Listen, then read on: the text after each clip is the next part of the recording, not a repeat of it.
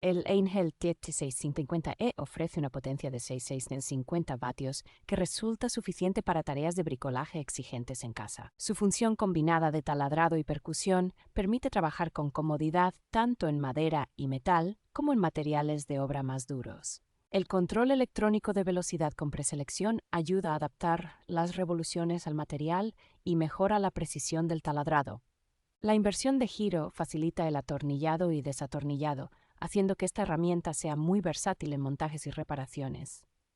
El taladro se maneja con soltura gracias a su diseño compacto y a unas dimensiones de aproximadamente 270 centímetros de largo, 230 centímetros de alto y 60 centímetros de ancho. El estuche de brocas para piedra incluido, con diámetros de 3 a 10 milímetros, completa un conjunto práctico para empezar a trabajar de inmediato.